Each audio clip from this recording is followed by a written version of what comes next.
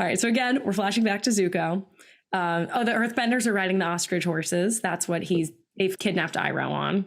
Mm-hmm. Iroh's chained up in his little Princess Leia outfit, which I love. So People funny. say people say that's what that is.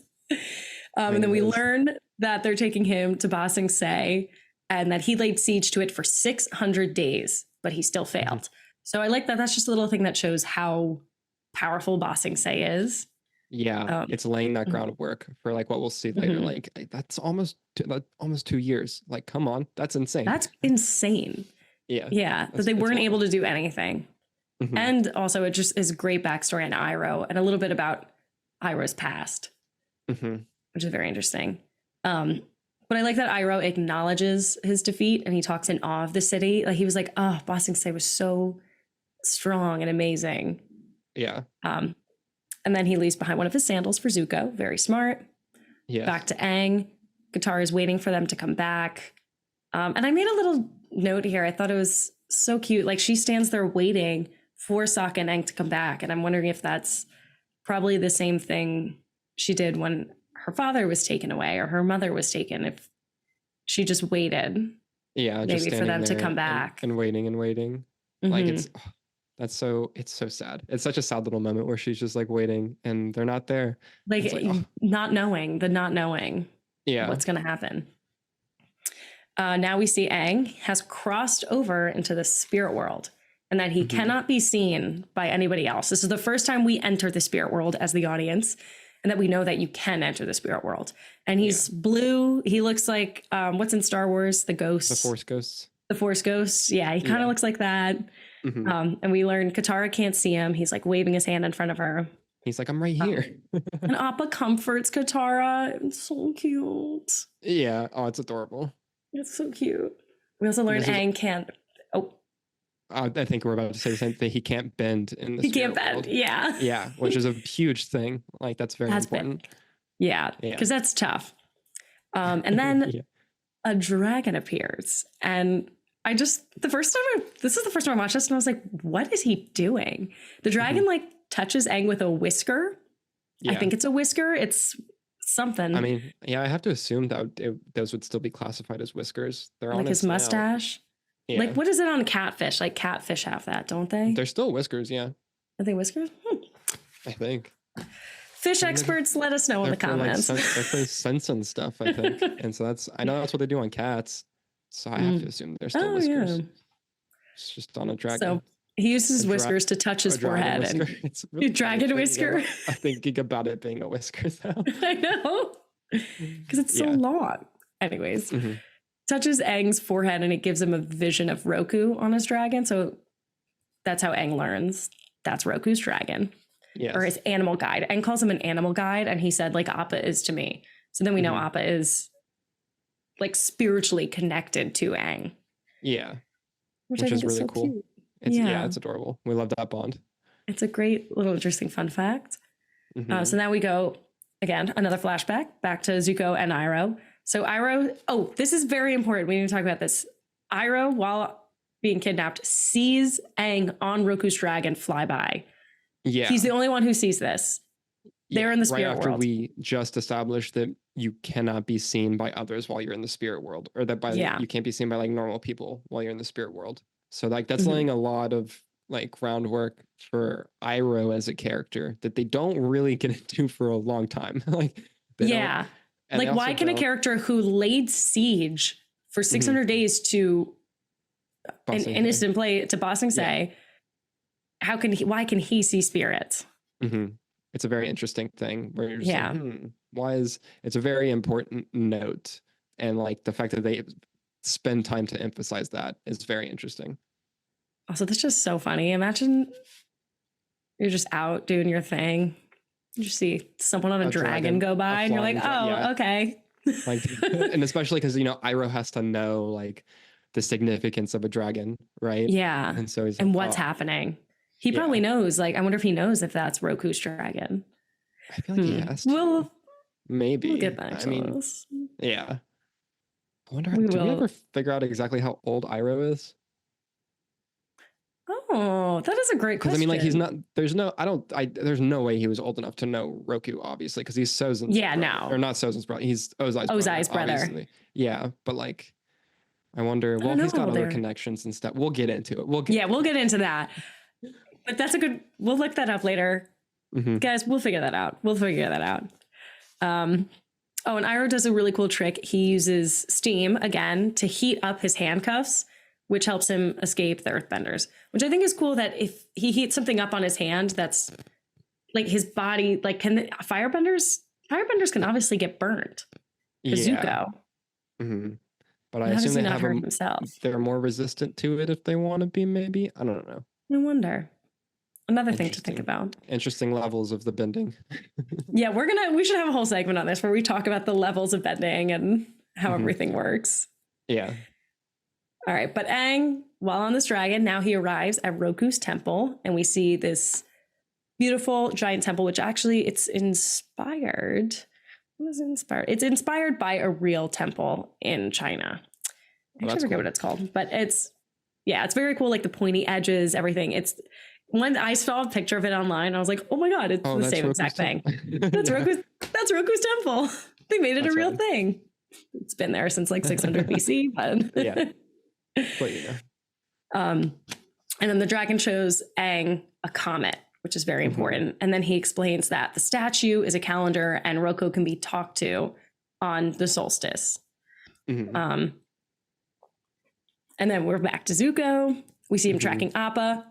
See him tracking Iroh. He sees Appa, but we see him make a decision to not follow, which I think is very important character-wise. Just like that small little scene is a great way to show him. Yeah. It has so much to show like how he's grown and where his priorities are at now. Because like Zuko in episode 1 absolutely would have just followed Appa and like not gone for Iroh. It'd be like, well, my entire purpose is to find the Avatar, and clearly he's this way.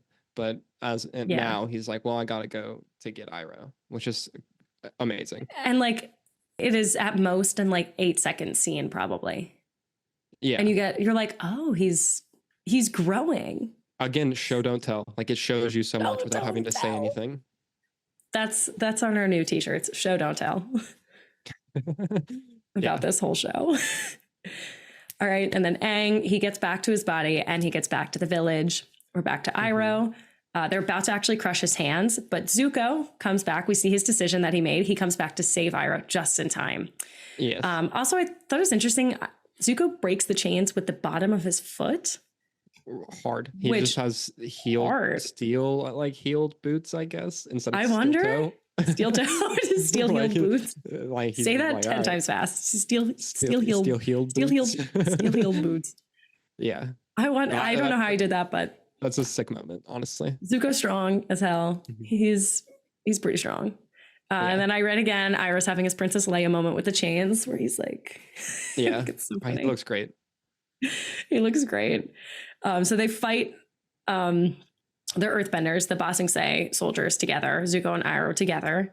They do a lot of really cool creative moves. They fight together. They use their own moves separately. It's really great. We see a lot of great action in that scene and a lot of great firebending. And it shows us a lot about the two of them. Yeah. Now we cut back to Aang. Heibai appears as he's back in the real world. And Aang touches his hand to the spirit's head. And he sees that he's the spirit of the forest. So I guess Aang learned something while in the spirit world. He learned that he can do this and he has this connection and communicate with the spirits. And Aang realizes, he's like, oh, you're probably angry because your forest burned down. And so he explains what Katara explained to him, that the acorns are there and it'll grow back. And then the spirit's like, oh, calms down immediately. Like, and he returns as a panda, which is, that's me when I'm hangry and then I eat something and I'm like, oh, never mind. That was the problem. Yeah. Oh, sorry guys. Destroyed your village. Didn't mean to. My bad. Which is also, again, the like acorn coming back, like they put the solution to the end of the episode at the beginning of the episode. At the beginning. And like, it's just like about teaching these important lessons and like passing on these important lessons. Like, you learned it and it's important that you learned it, because then you can share it with others and then they'll get this and learn this and be better from it. And it's just like continuing that. And it's great. Yeah, like information from anything is important, and from anyone. Like to teach that to kids too. So that you don't say something, they roll their eyes, you know? Yeah. Like, no, see, it's useful. Like, see, information's useful. Yeah. But I love also as Heibai, now it's the panda spirit, as he leaves at the gate, he leaves a thing of bamboo that grows, and then that's how the people come out. Yeah. Including Sokka, all the people that were missing. Yeah. I think that's just very cute. But then after they all come back, after everybody's reunited, Aang reveals that he needs to meet Roku tomorrow at a place in the Fire Nation. Yes. And then of course that ends on like a big like dun dun dun, like, oh my God, we have to go to the Fire Nation. Yeah. The worst place ever. And now we're on to part 2. We are. So that was the end of part 1. Yeah. You want me to tackle this play-by-play on this one? You tag this one.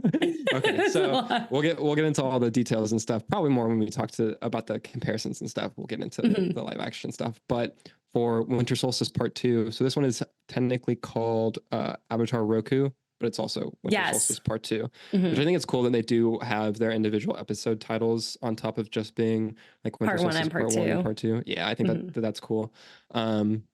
So we get Aang going to the Fire Nation, but Appa will not let him leave alone, which is great.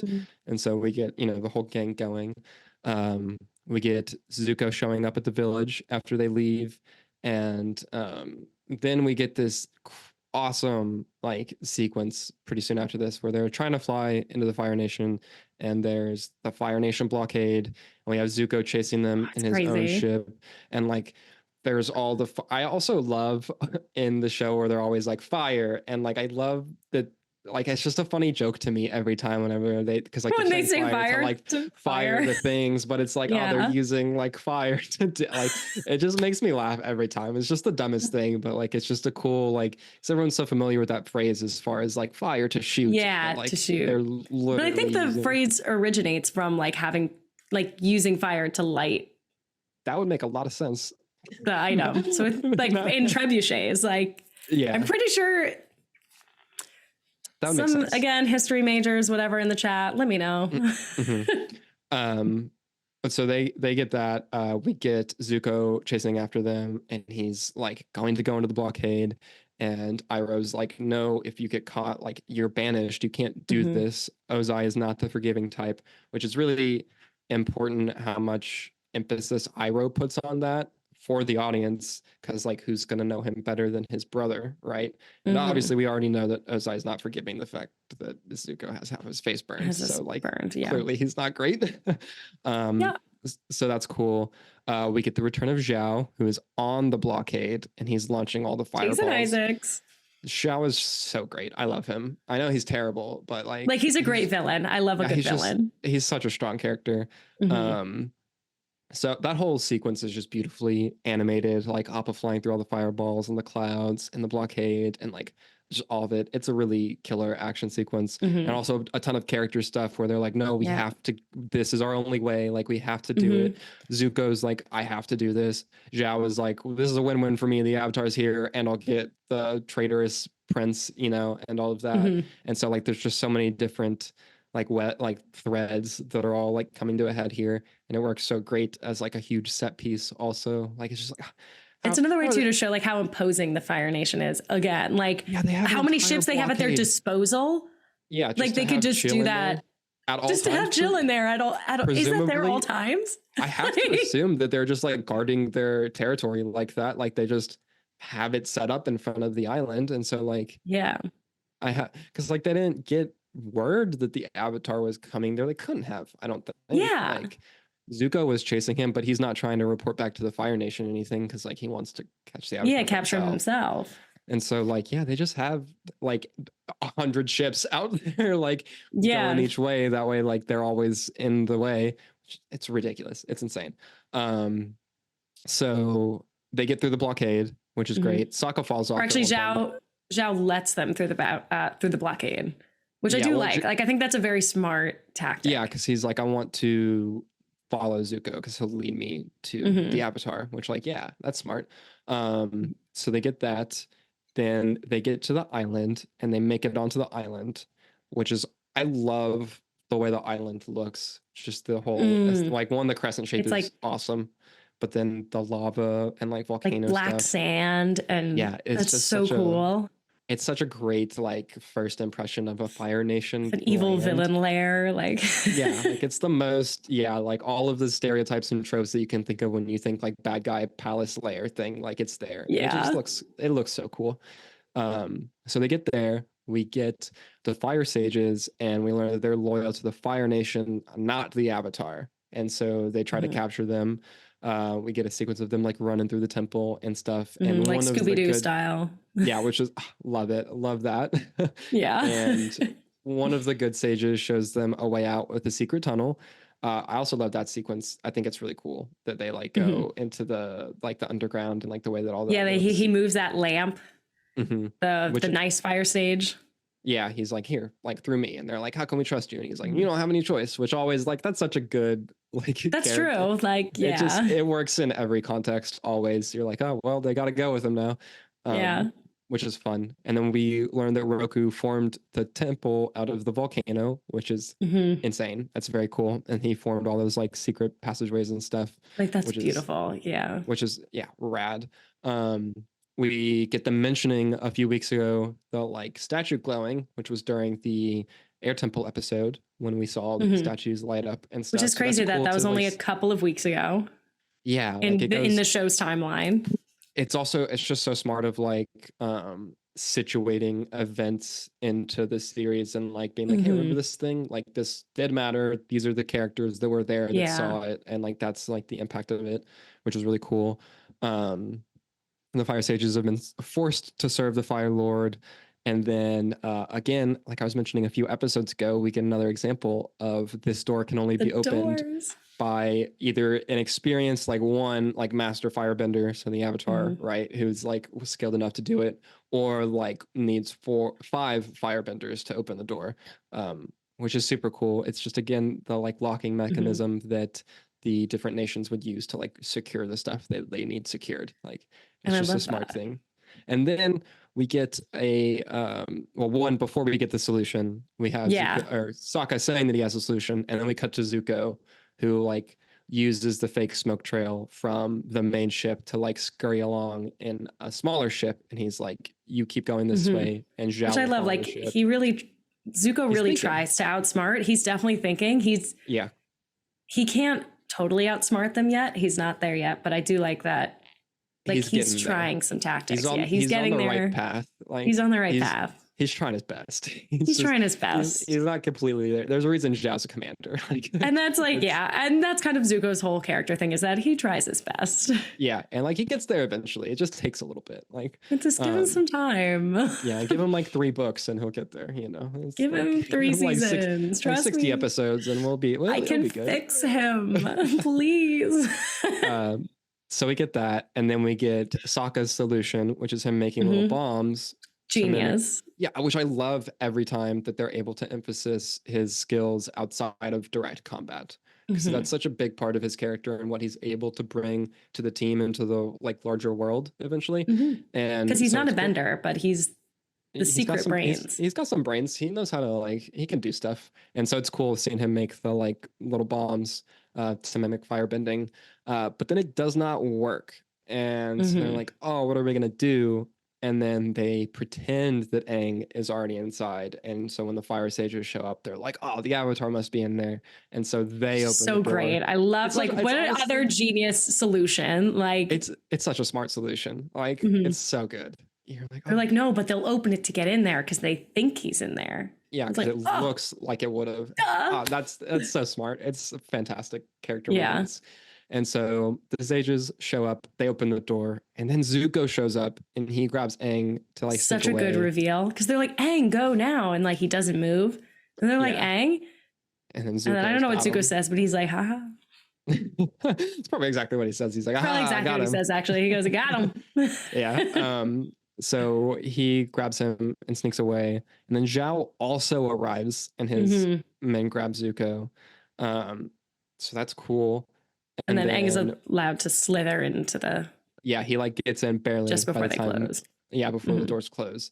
And so then we are able to get him in the main chamber for the temple. And that's when we get Roku's spirit emerging.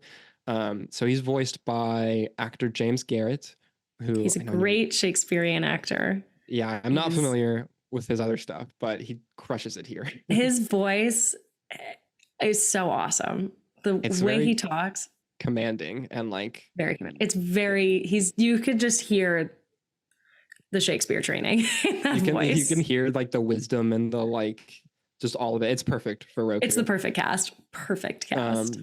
So this is where we learn about Sozin's comment and how the Fire Nation harnessed its power to strike at the other nations like 100 years ago. And now that Ozai will use it when it returns again to win the war. So it's like the fire comet is stronger firebending, equivalent to how the moon is stronger waterbending. And so I really like that like contrast that they've got there. Yeah. But this is like this is where we get the ticking clock for the rest of the show. Like we learn that Aang has to master the four biggest elements. Thing, yeah, by Summer's End, and like now we have the timeline for the rest of the show. Like they don't have time for all of the side quests that they want to do now. Yeah, they don't have time for the fun. They don't have time for this. Like they have a short, strict deadline, something that other avatars had their whole life to prepare for. Aang now has barely a summer. Yeah, which is wild. Insane. And it's really cool that we're 8 episodes in and they've done a good job up until this point of like keeping things moving and keeping you still engaged in the plot. But then this really just like kicks it up to like, this raises the stakes beyond. Yeah, we now have very real, like tangible, they only have this amount of time. He has to do this. Like this is the real threat. Also, this is the first time we see Ozai, which is cool. We get him in like the fire silhouette. I believe first time, right? Because we don't see him. Yeah, we haven't seen him at all yet. So I didn't realize that we see him in the silhouette. You're right. Yeah, because whenever Roku's talking, he's like, Ozai's going to use it to, and you just see his silhouette and all the like flames around him and stuff, which is like such a sick shot. So cool. Yeah. But yeah, it like established, not that the villain wasn't already established, but like firmly establishes like the end game villain, what he needs to do by the time to defeat him, what'll happen if he doesn't. Like we know what happened the first time Sozin's comment was around. Like obviously this would be terrible. And so it really just like sets the stage for the entire rest of the season or the series, which is great. And then I love the line that Roku, like Aang is like, I can't do this. And Roku's like, you've done it before. Which is like talking about all that. Like you will because you have done it before. Yeah, like you can do lifetimes, and which is just such a good like reinforcement of so many of the themes of the show, and like so many and like things something he needs to hear because he doesn't have any masters right now. It doesn't have anybody to. Yeah, he like feels so hopeless. And to be able to hear that from Roku, he's like, oh, cool. Like, I can do this. Like, you believe that I can do this and you're me. So like, I believe that it's just like a whole, like it feeds into itself. And it's just such a great moment and great thing. So that happens. We get Roku helping the gang make it out of the tower by taking over Aang's body and fighting for him. And I'll talk more about this moment we compare to the live action because this happened. That this is way different than what happens with Kyoshi and all of that stuff. But we'll get there. So Roku helps the gang get out and get away from everyone. He destroys the entire temple with lava. It's a cool action sequence. Everything getting destroyed, combat, Zuko running away, Katara and Sokka and Aang are able to escape on Appa and all that stuff. And I realized too, like the little fire sage that helped them, his name was Shayu. Oh, done. They just leave him there. Rip. Yeah, he's what happened to Shayu? He did what he needed to do, but you know. Did they take him away? I mean, they're like, hey, we'll win this war. You'll be out of there soon. I mean, maybe he's a firebender. Maybe he was able to like, I don't know, get away. Yeah, maybe he figured it out. Maybe he went into like the tunnels and like there was one that went out onto the beach and he just like was able to I don't know, maybe I'm gonna pick that in my head. Yeah. that was his happy ending. Hey Aspect listener, enjoying the show? Then be sure to subscribe here on The Aspect so you never miss an episode. And check out more episodes and clips on our playlist here. Thanks so much for watching and Lameo Hot Man.